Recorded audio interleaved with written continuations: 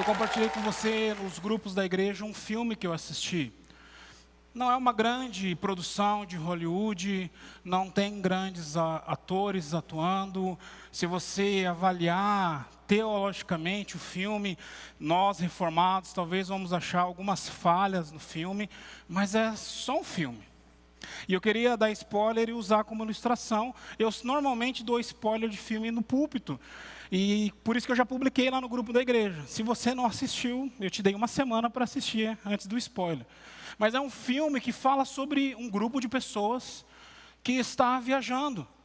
E em determinado momento eles param numa lanchonete. E quem está lá para servi-los? Jesus. E eles acham estranho chegar na lanchonete e tem um homem chamado Jesus lá. E aí eles perguntam para ele, quem você é? Eu sou Jesus. Ah, o da Bíblia? Sim, eu sou Jesus. E o filme vira em torno disso. E eles demoram a compreender que realmente eles estão conversando com o próprio Jesus ali, que começa a tratar de várias situações do coração deles. E é óbvio que é um filme, então logo isso passa, um enredo passa e tem uma mensagem para nos passar. Mas eu vou confessar para você, sexta eu viajei para Brasília e nós paramos lá ali no Gerivá e eu pensei, cara, já pensou se eu chego aqui, Jesus está aqui no Gerivá me servindo também?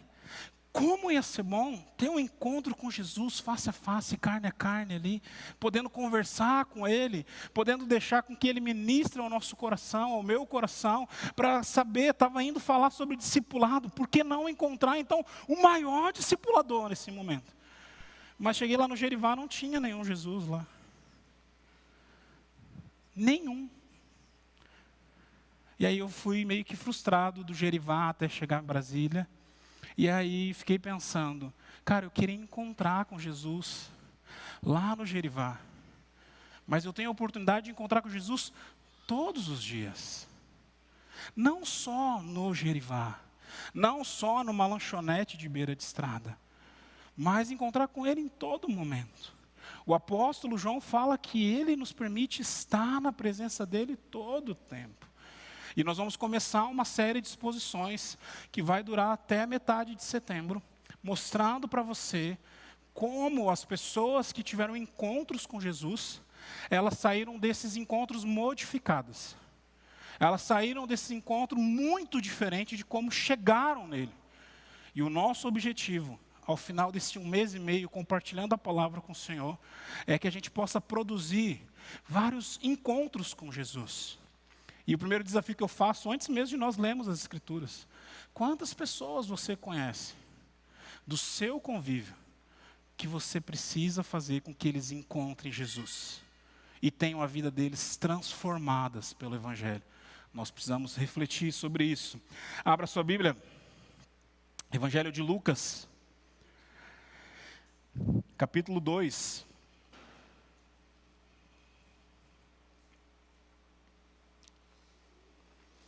Nós vamos ler a partir do verso 25.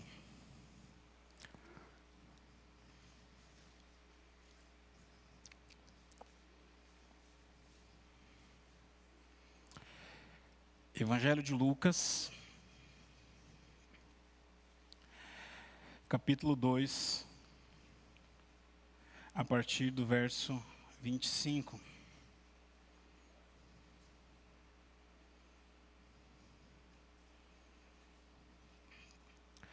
Havia em Jerusalém um homem chamado Simeão, que era justo e piedoso, e que esperava a consolação de Israel.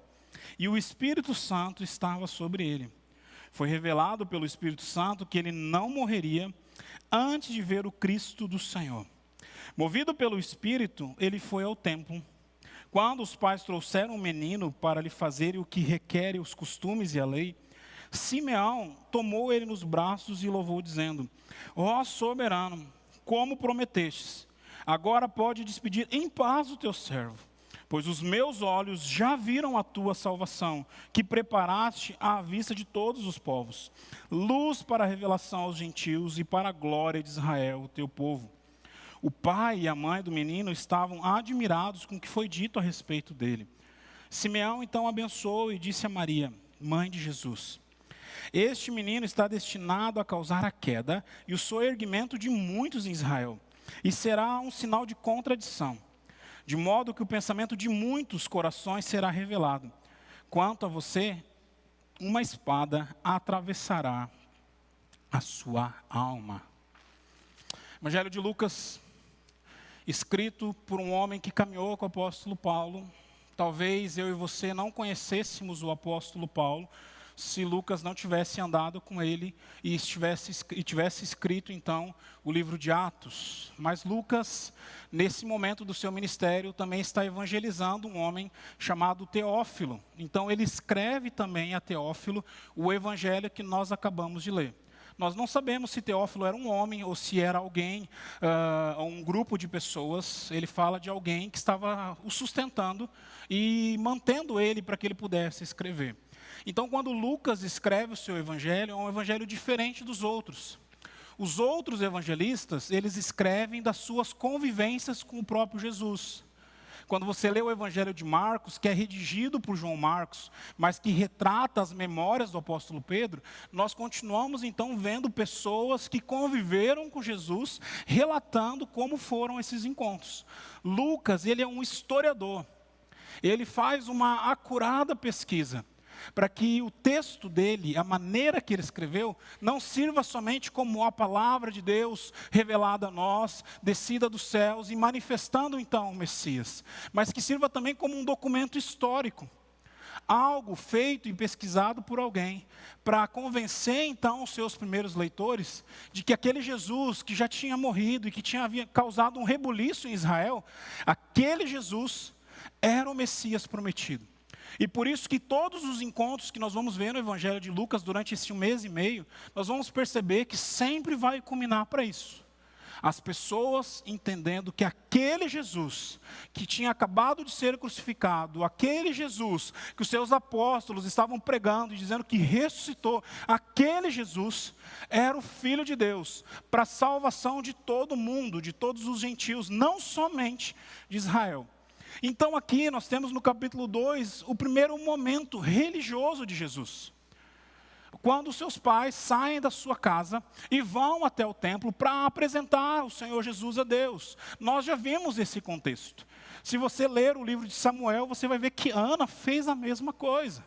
Era costume na época você levar as suas crianças até o templo para que elas fossem apresentadas aos sacerdotes, para que elas fossem apresentadas à cultura de Israel. E é interessante que nesse momento do texto, a câmera muda de foco. A ótica do autor sai de Jesus. E ele vai retratar duas histórias. Nós vamos falar sobre a história de Simeão nessa manhã, mas eu gostaria de convidar você à tarde, continuar lendo o texto, e você ver a história de Ana, uma profetisa também, que tem um encontro com o Senhor Jesus. Eu queria nessa manhã, e o nosso culto da manhã ele é sempre mais rápido, então rapidamente, deixar para você 4 palavras, 4 considerações, 4 ponderações a respeito desse encontro de Jesus com Simeão. E a primeira delas é a espera paciente de Simeão. Eu sou um cara meio aficionado em tempo. 1 minuto que passou, para mim é pesado demais. Se você marcou comigo às 10 e chega a 10:05, eu vou ficar muito bravo com você. Eu posso não falar, mas eu estou. Faz parte. Deus tem que tratar isso no meu coração. Esperar não está no nosso DNA. Tanto é que as redes de fast food, elas surgem às pencas. E a premissa delas é você, em 1 minuto, 2 minutos, você já está comendo o lanche que você acabou de comprar. Nós não sabemos aguardar. Preste atenção no que Simeão estava fazendo. Primeiro, olhar para a vida dele. Ele era um homem justo e piedoso, e aprove ao Lucas lembrar isso a nós. Mas aprove ao Lucas também lembrar que esse homem justo e piedoso não era simplesmente um bom homem, mas esse homem justo e piedoso, ele tinha uma relação com o Espírito Santo de Deus.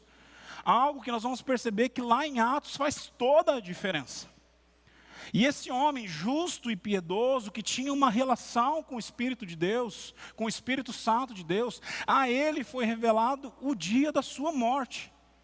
Não o dia certinho, não o momento e a hora exata que ele ia morrer. Mas a ele foi revelado que ele não morreria sem ver a salvação de Israel. Se Deus chegasse para mim e fizesse uma promessa dessas hoje, eu ia ficar muito angustiado. Do jeito que eu sou ansioso, eu ia pensar, eu vou morrer amanhã. Porque eu não vou dar conta de esperar muitos anos. Então, se Deus está fazendo essa promessa, é porque ela vai se cumprir muito rápido. Mas o texto fala que foi muito tempo que esse homem ficou esperando e aguardando esse encontro que ele teria com a salvação de Israel.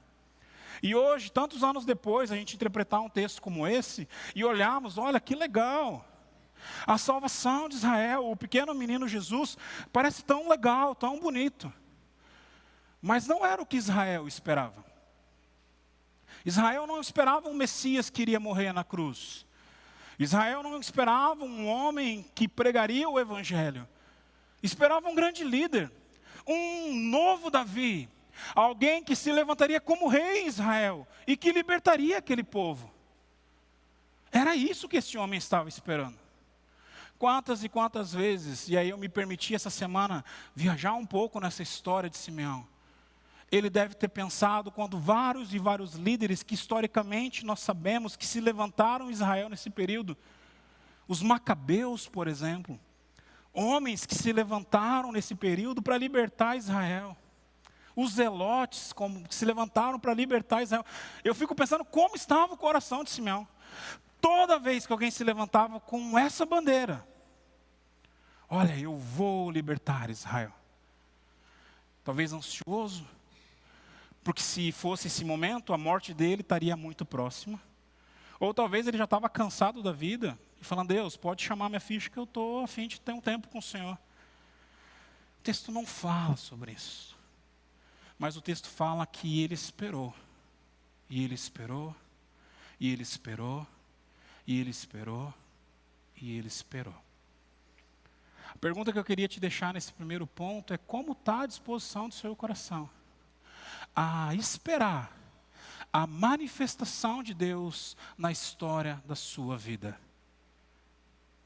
Será que você acha que Deus, ele é franqueado do McDonald's?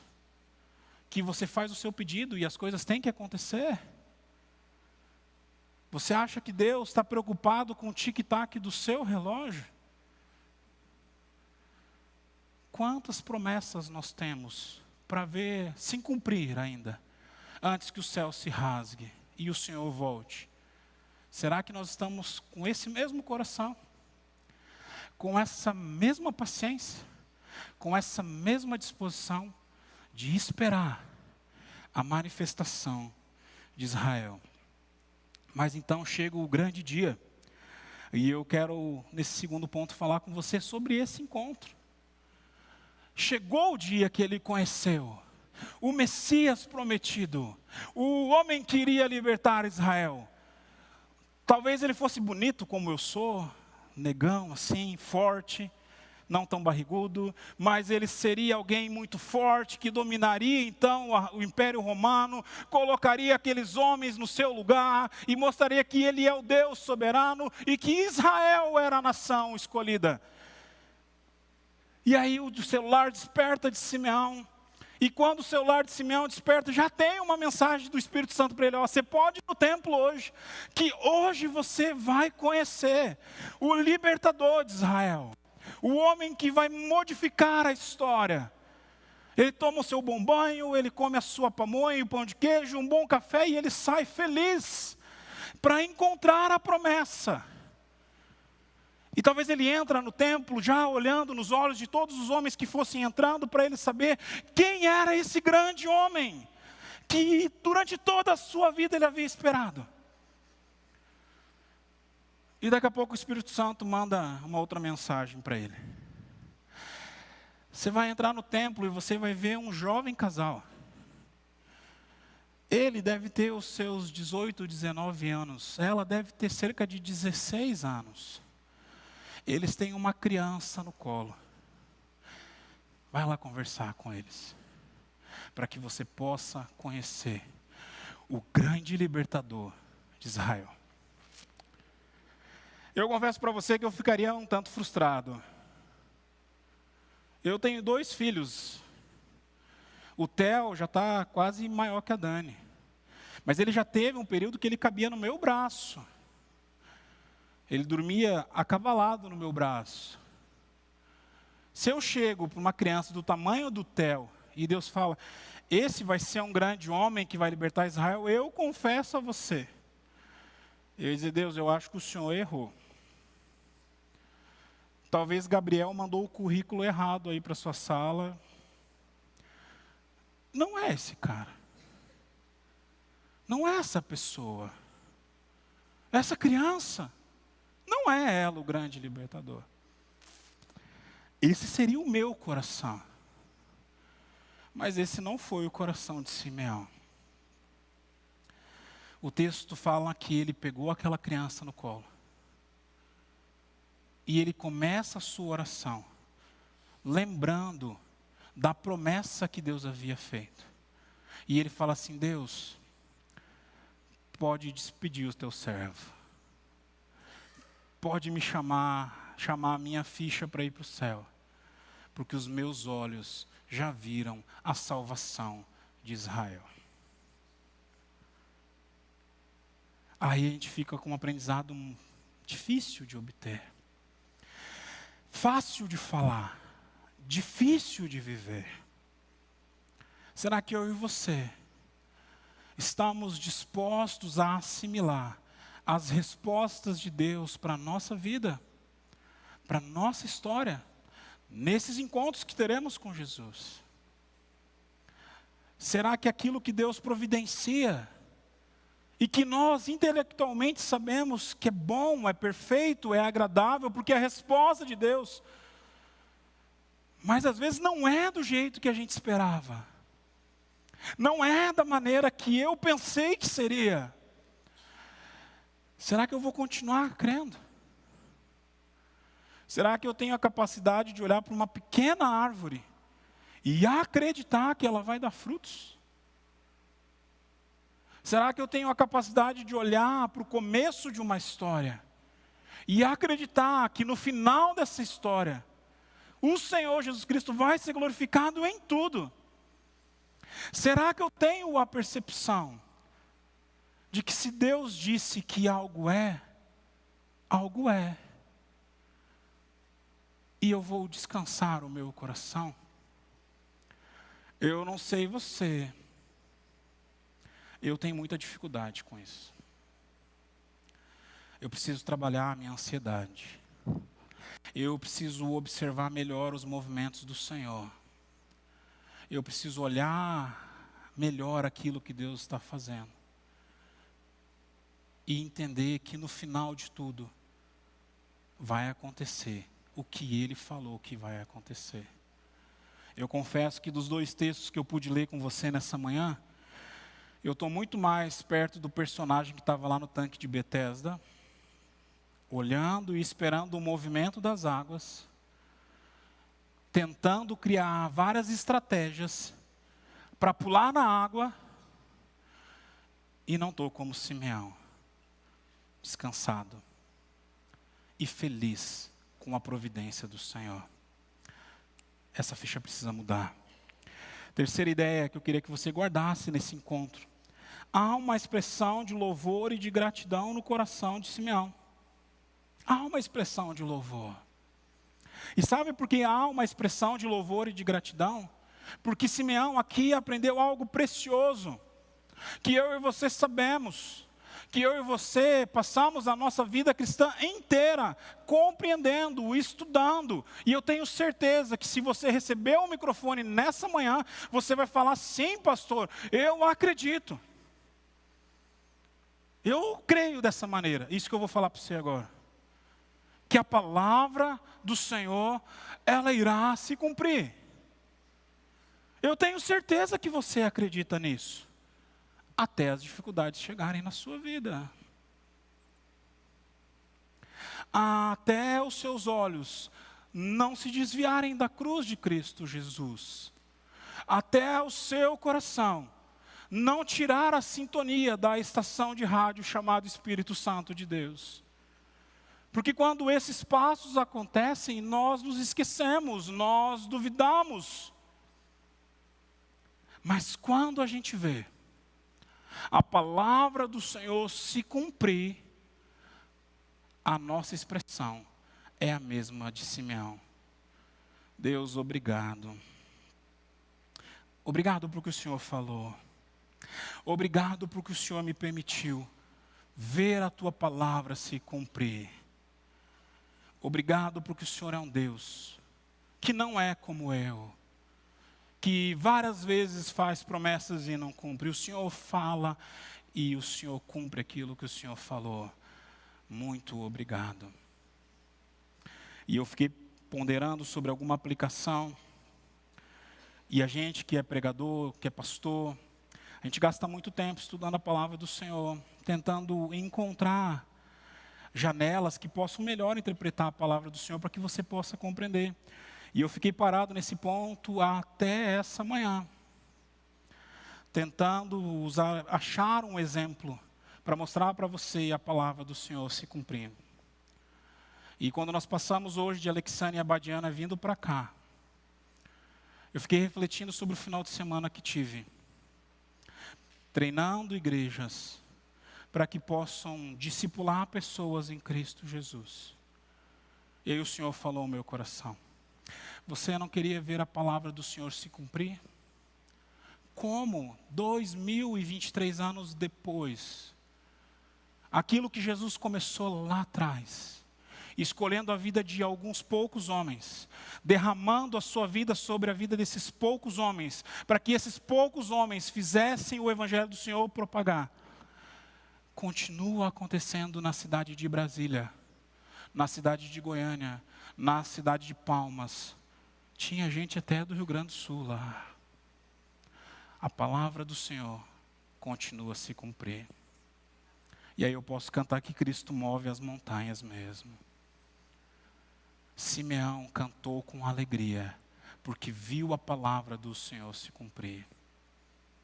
Eu hoje canto com alegria, porque pude perceber a palavra do Senhor se cumprir.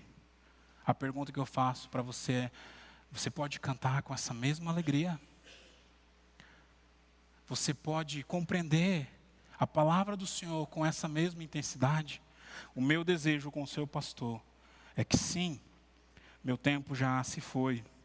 Eu ainda precisava falar sobre a profecia que Simeão faz. Então, rapidamente, num tweet, agora não chama mais Twitter, né?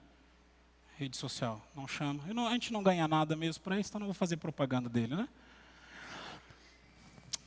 Mas perceba, Simeão é usado por Deus e descobre que a vida dele também tinha um propósito no reino.